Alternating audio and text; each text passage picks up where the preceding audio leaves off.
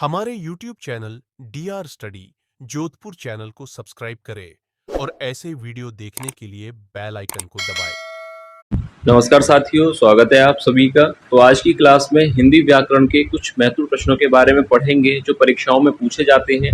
तो आज की क्लास काफ़ी महत्वपूर्ण होने वाली है। आप सभी वीडियो को ध्यान से जरूर देखिएगा और जो भी विद्यार्थी पहली बार क्लास ले रहे हैं चैनल को सब्सक्राइब जरूर कर लें, क्योंकि इसी तरह के महत्वपूर्ण प्रश्न चैनल पर डेली कराए जा रहे हैं।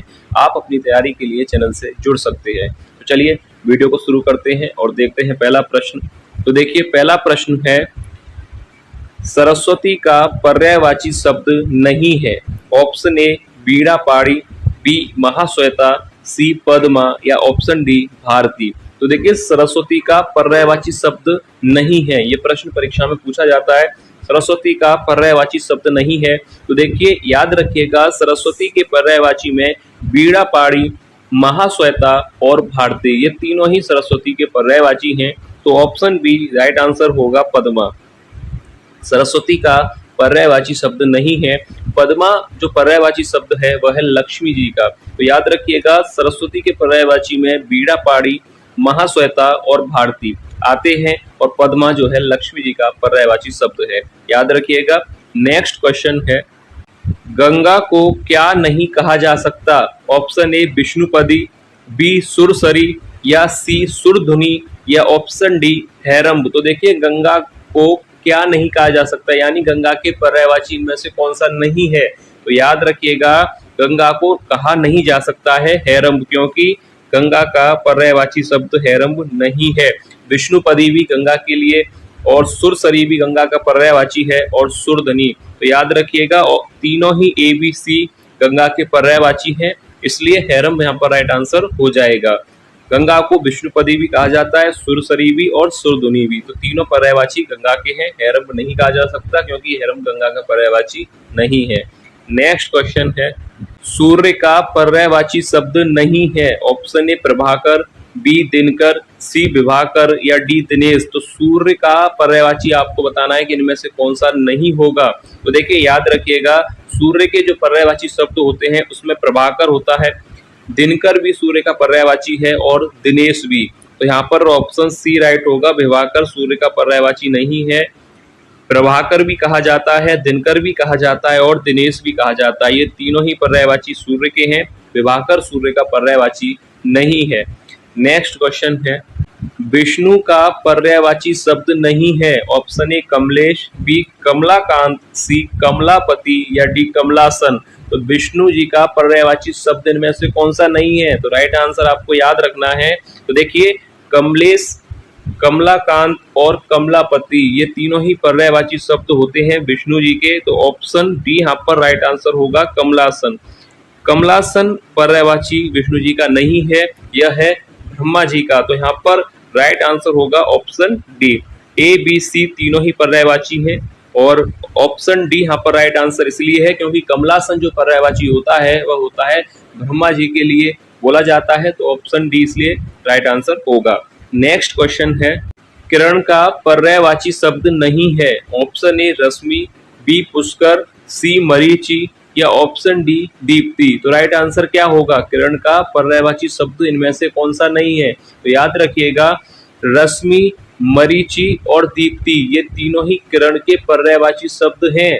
तो राइट आंसर होगा ऑप्शन बी पुष्कर। याद रखिएगा, पुष्कर किरण का पर्यायवाची शब्द नहीं है। रश्मि, मरीचि और दीप्ति, ये तीनों ही किरण के पर्यायवाची शब्द हैं। याद कर लीजिए, पूछा जाता है परीक्षा में प्रश्न की बिजली का पर्यायवाची शब्द नहीं है।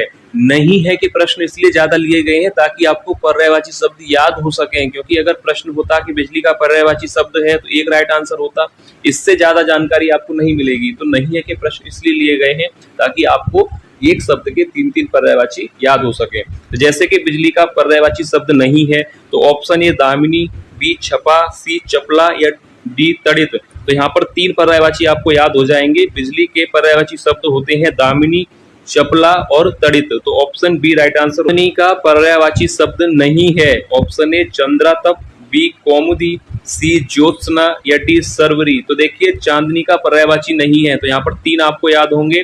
चांदनी के पर्यायवाची कौन कौन से होते हैं? चंद्रातप भी कहा जाता है, कौमुदीवी चांदनी के लिए कहा जाता है, और ज्योत्सना भी पर्यायवाची किसका है? चांदनी का। पर यहाँ पर ऑप्शन डी ही राइट होगा, क्योंकि यह चांदनी का पर्यायवाची नहीं है। यह किसका पर्यायवाची है? याद रखिएगा, ये भी प्रश्न बनता है, किसका पर्यायवाची है? रात का। तालाब का पर्यायवाची शब्द क्या होगा? ऑप्शन ए सरसी, बी त्रिदश, सी दिवस, या ऑप्शन डी कुसुमसर। तो यहाँ पर तालाब का पर्यायवाची आपको बताना है कि क्या होगा। तो याद रखिएगा, तालाब का पर्यायवाची यहाँ पर हो जाएगा ऑप्शन पहला ही सही होगा, सरसी। सरसी तालाब का पर्यायवाची शब्द होता है।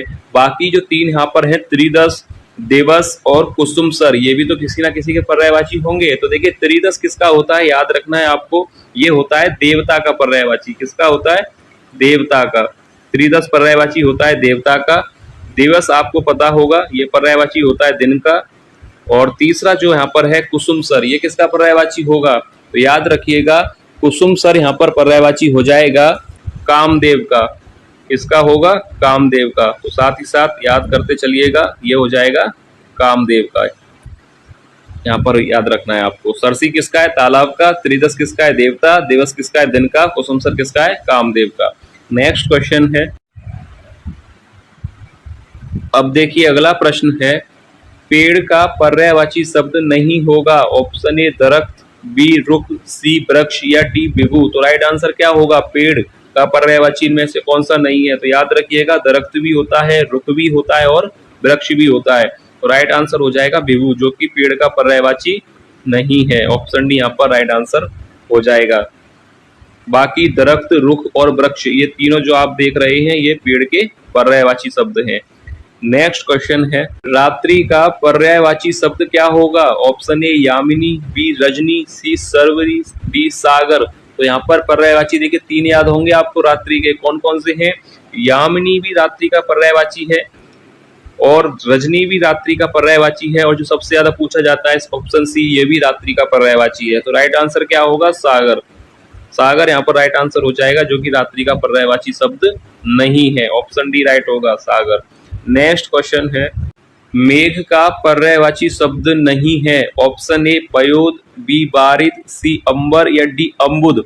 तो मेघ का पर्यायवाची शब्द नहीं है, आपको बताना है। तो तीन यहाँ पर मेघ के पर्यायवाची हैं, कौन कौन से होते हैं?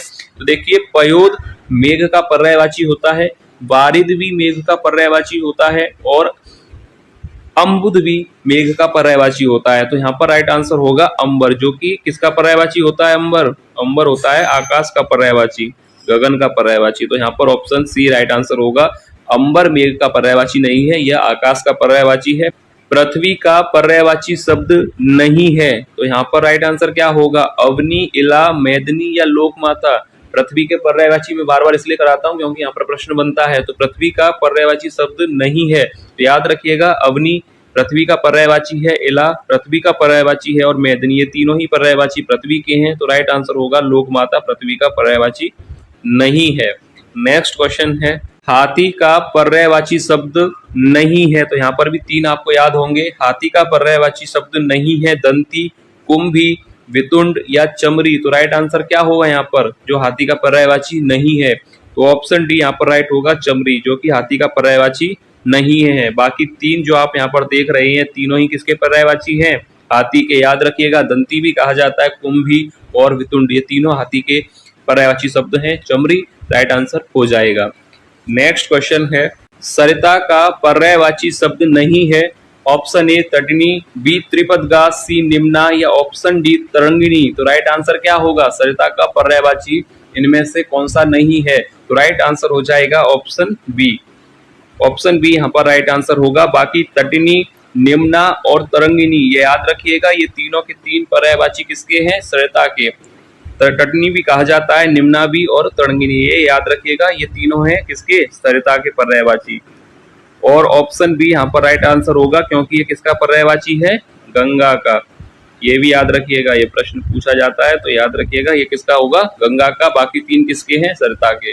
नेक्स्ट क्वेश्चन है, पक्षी का पर्यायवाची शब्द नहीं है। ऑप्शन ए द्विज, बी प्राणेश, सी संकुत, या डी पखेरु। तो राइट आंसर क्या होगा? पक्षी का पर्यायवाची शब्द नहीं है। तो यहाँ पर आपको तीन पर्यायवाची याद होने वाले हैं, कौन कौन से होते हैं पक्षी के पर्यायवाची?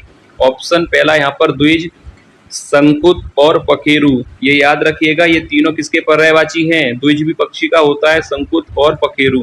तो राइट आंसर हो जाएगा प्राणेश, जो कि पक्षी का पर्यायवाची शब्द नहीं है। ऑप्शन बी यहाँ पर राइट आंसर हो जाएगा।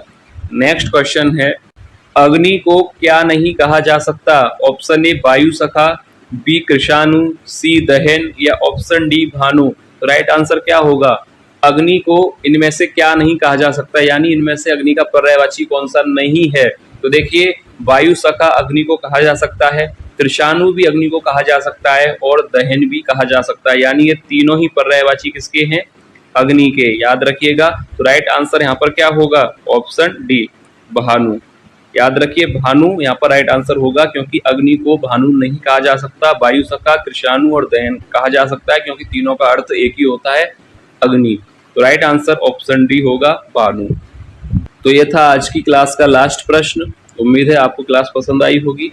तो चलिए मिलेंगे नेक्स्ट क्लास में और महत्वपूर्ण प्रश्नों के साथ। तब तक के लिए धन्यवाद।